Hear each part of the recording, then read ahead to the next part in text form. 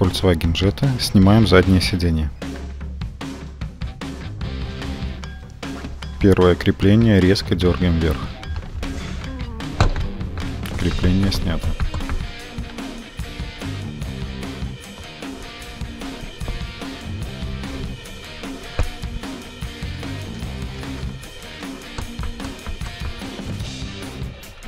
Снимаем второе крепление таким же образом.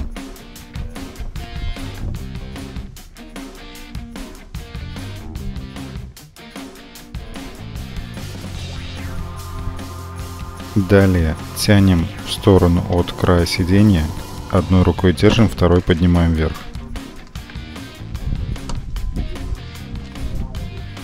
Таким же образом крепление с другой стороны.